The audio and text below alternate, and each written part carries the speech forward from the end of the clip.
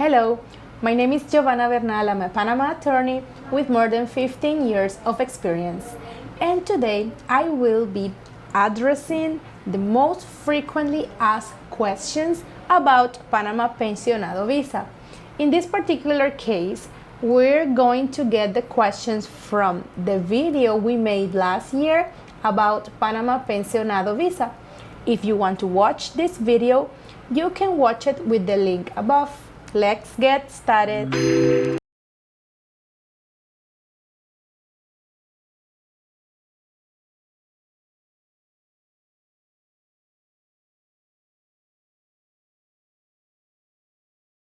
Lisa is asking, would I qualify for the retirement pensionado for government employees if I'm retiring from the state of Indiana, or does it have to be federal government? The Panamanian Immigration Office will accept any type of pension that comes from a government institution. In the case of the United States, they will accept retirement letters from the state, also from federal, as long as it shows that it comes from a governmental institution. Okay, Claudio is asking if he qualifies for pensionado visa with passive income, interest paid on fixed deposits by banks. This is a very popular question. A lot of people ask if they can apply to pensionado with a passive income, not money from a retirement fund or retirement from government. So we need to understand that the pensionado visa is designed for retirees or pensionado, people that receive a type of pension. In this case, if the pension is from private, like from a bank, insurance, a trust, or a broker or custodian, we could accept it as long as it is in a form of a retirement plan or a pension. If it's from, in this case, interest paid from a fixed term deposit, or from a bank account, or from dividends, or any sort of passive income which is not a pension or retirement, we won't be able to submit it because the immigration office won't accept it. Stan is asking, he received military retirement pay and VA disability totaling $3,000 for a month. Will this meet requirements from pensionado for me and my wife? If so, can we apply for the visa while in Panama with a tourist visa? Finally, how long does it normally take to receive the pensionado visa after application?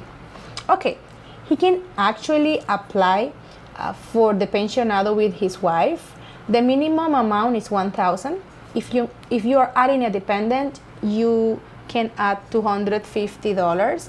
If not, you need to open a bank account in Panama and show that you have $2,000. But as long as you have more than $1,250 a month, you can add a dependent without opening a bank account. Then also the tourist visa works to enter the country, but in order to establish residency, the process can be done while you are in Panama as a tourist. If you are from the United States or Canada, you have up to 180 days to stay in Panama as a tourist. So the Panama attorney can do the process while you are in Panama with a tourist visa. The final question is, how does it normally take to receive the pensionado? Once the application is submitted, nowadays it's taking around 4 to 5 months, but the immigration office can take up to 6 months to solve the application. This is why you will receive a temporary ID for 6 months. Okay, Kalash has 2 questions. One is whether she can apply to the pensionado with her gross income. And the second question is whether she can do Pilates or work doing yoga classes and also doing a work of teaching yoga, right? The first question is that about the gross income. The answer is the immigration office will consider the gross income. In many type of retirements, there are deductions for Medicare, or sometimes payments for loans, or in other countries you get deductions for taxes, Social Security, and other things. So they will see how much is the monthly on a gross income, and then they won't consider the deductions, because sometimes the deductions will lower your pension amount. And about whether someone can do yoga or teach, this is a very important question, because retirees always have the questions whether they can do things in Panama, what can be done and what cannot be done. In general terms, work with a Panamanian company is not allowed, but doing business or offering services, it's possible. For example, if you have an online business, or if you work remotely with your company back home, you can do that. Or in this case, if you want to teach yoga classes or Pilates, yes, you can do that, because that is considered like an independent activity, not really working at a company, like a Panamanian company, and getting a job permit in order to do so. Okay, this is another question that is related to passive income, and Steve is asking if annuity is allowed, because in other sources it was mentioned that it was not allowed by an insurance company. And what I have to say is that insurance companies have retirement plans, or brokers or custodians, they have plans for retirees. Sometimes they have agreements with employers. If your employer hire a custodian to keep the money for your retirement, that can be considered a pension. Or if you save money under a brokerage firm in order to receive a monthly payment of $1,000 for life as a retirement fund for when you got retired, that can be considered as well a retirement benefit. What is not considered a retirement is when you have a savings account and you can use that money without keeping it for life. Because we had other cases and questions from other people. They were asking us if they had a savings or an investment account, if the broker or the custodian could wrote a letter saying that they had that investment or they had like money saved. As long as the insurance company, the brokerage firm, or the custodian issue a letter saying that you have a monthly pension guarantee for life of at least $1,000, this is something that can be considered. The most important thing is that they can certify that is something for life. Marilyn is asking if documents, Social Security, and background check be presented in Spanish. In this case, if your country of origin's language is English or French or Italian, the documents can be on that language, and then in Panama, they will be translated by an authorized licensed translator into Spanish. This question is from Vivi. She's telling us that she's getting her criminal background check from the Dominican Republic and that she's retired on Social Security. She's spending money on translation and the apostille process. She's asking whether everything has to be taken care on the United States. So in this case, she needs to get her criminal background check from the place she lives and her pension letter from the United States. And in terms of legalization is done, part of it in the Dominican Republic, the apostille process, and the legalization via apostille or Panamanian consulate of the Social Security statement is done in the US.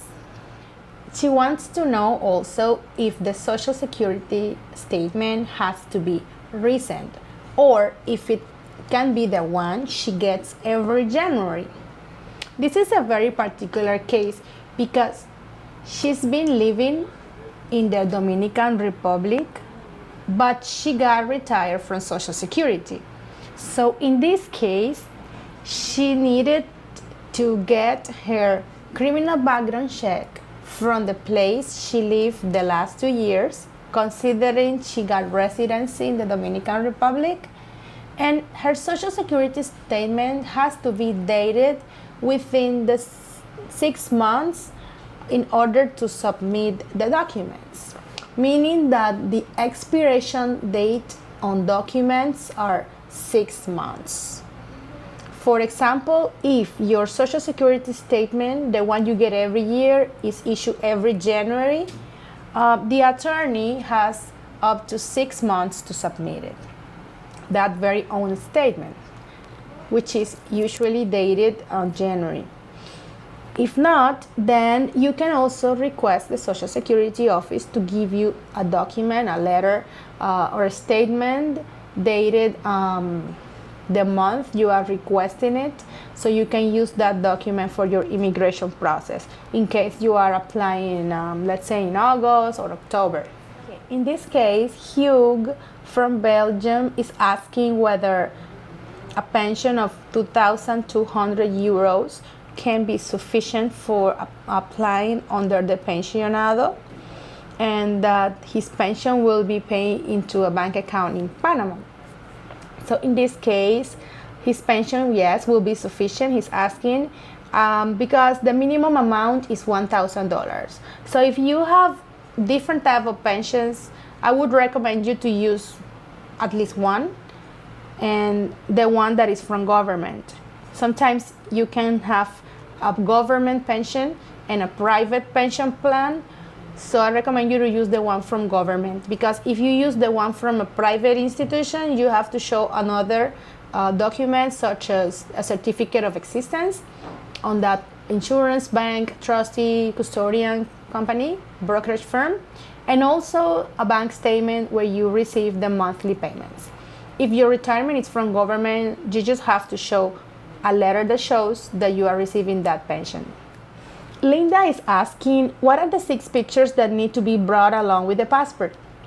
One of the requirements in order to prepare the application is the pictures. The pictures are photos that have to be submitted on the application. Those photographs can be brought from your country of origin. You can bring them, or also your attorney can take pictures of you, and we can bring them here at any pharmacy or place in order to print those photographs.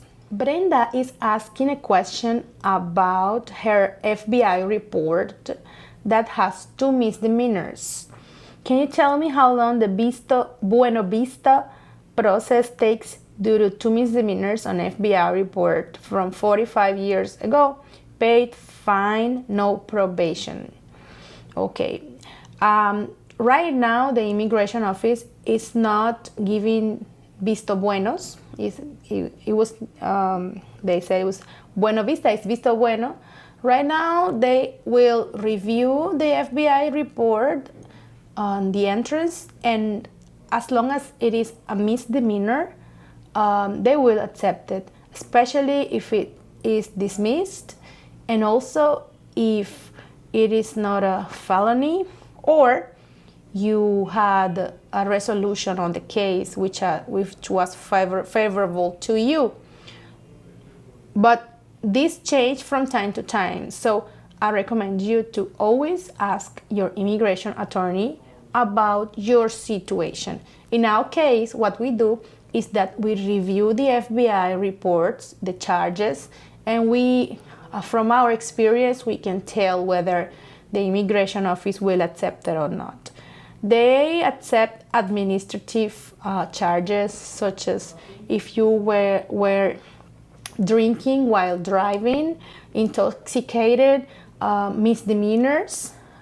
In some cases where there are felonies or assault or some felonies that you didn't go to jail, or maybe you did probation, or depending on the type of felony, the immigration office will decide whether they might accept the felony or not. For sure, they won't accept felonies and crimes that are related to child abuse or drug trafficking and things like that. But they will review and consider misdemeanors, small things that happen, especially when they happen very long time ago. But it's, of course, evaluated on a case by case. Ray is asking how much is the pensionado visa and it is if there is a yearly cost. In this case, the cost will depend from firm to firm, from attorney to attorney, but in general, the average is around $1,500, $1,600, $1,800 for one people and above $2,000 for two people. And there is no yearly cost because the pensionado visa has permanent type of card, so you get permanent resident card in less than 1 year, and then you will receive your e-cedula, which is also permanent and renew every 10 years. William is asking, can I apply online or only while in Panama? The process cannot be done online. You have to come to Panama to register your passport at the immigration office. That would be the first step. And also, the attorney will need to submit the application, and you'll have to be here because the passport is needed, and you'll have to take the picture, the photograph of your temporary card for 6 months. You can exit, you can come back, you can stay if you want with a temporary, but you have to wait that time in order to get the permanent card. So if you go back home, you have to come back again to take that picture of the permanent residency card. Jimmy is asking if a person qualifies for a pensionado visa, does that include a cedula ID? Yes, it does include the cedula because you're getting a permanent residency card. When you get a permanent residency card, you are eligible to get the e-cedula, which is not the same as the cedula for Panamanians. The document, the card, shows that you are a permanent resident in Panama, but not a citizen. A citizen is different from a resident. So what you're getting here is a permanent residency, not citizenship. Citizenship can be obtained after 5 years of residency in Panama, and it's a separate process. You will get the e-cedula. The e-cedula is the type of ID for a permanent residency person in Panama, and the cedula, which is the ones Panamanians have, is very similar, but the numbers are different and are designed only for Panamanians. John Locke is asking, what means the VA letters for veterans? The VA letter is a letter that is issued by the Veteran Affairs Office. You can ask them to give you a letter that shows your benefits, the amount of your benefits, and in the case of the United States, also it will show what type of position you held, for how long, and what grade, and things like that. Some other countries, like Colombia, Canada, they can also issue that letter that is for people that did military or had to do any type of service in their own countries. He's also asking if he could apply to the retirement visa if he was 51 years old. So in the case of the veterans, in my experience, we had received people younger than the regular age to retire because the veterans get retired earlier than us, Also some other professions like being a police, and the retirement age is younger. So we had people with 35 years old, 40 years old that had this pensionado visa. Sometimes it's difficult for them to get the discounts because they look young, but they are allowed and they have the right to get those discounts because they have the retirement ID and they have the same rights as those that are 62 or 55, which is 57, sorry, which is our age for retirement in Panama. Steven is asking, what is a health certificate used for? What is the purpose of bringing one? Well, first, you don't have to bring a health certificate. This is something that is done in Panama, and the purpose is to show the immigration office that you are in good health. But you don't have to bring it. The health certificate has to be given by a doctor in Panama. Monique is asking that she has her documents and she's trying to make an appointment at the Tampa, Florida, I believe it's the Panamanian consulate, to know available any ideas. I believe that she doesn't have any appointments, but in the United States, there are different consulates. So if you are in Florida, there is one in Miami as well. There is also one in Washington, D.C. that helps a lot of people. You can mail the documents to them and they will return them to you or to your attorney. There is another Panamanian consulate in LA that is also very friendly. And there are others in New York, in Philadelphia. And if in your state there are no Panamanian consulate, you can always get the legalization by apostille. If the apostille is not easy to do or is very expensive or you don't know how to do it, you can always mail your documents to the nearest Panamanian consulate. There's also one in Houston, and there is a list of Panamanian consulates in case I'm missing one, but try to get the one that is near you. Orestes is asking, how is Panama public transportation for a retiree at age 70? In Panama, we have public transportation, we have an underground, we have the metro system, and we also have bus. We also have Uber, which is way cheaper than in the United States. So if you are taking an Uber for a distance that takes you around 15 or 20 minutes, you might pay $3 to $4. If it's less, maybe $2 and something. So from the airport to the city center, you might pay $15, maybe less, depending on traffic. So Uber is a very good way to go around.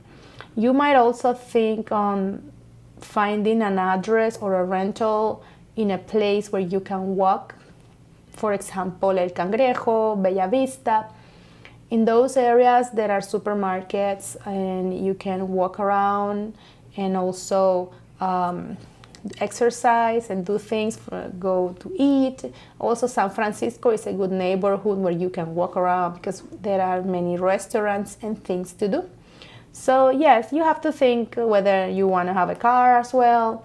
Walking sometimes long distance, it can be hot because our humid weather. So it's always good to have a car. But in case you don't want to drive, you can always take Uber.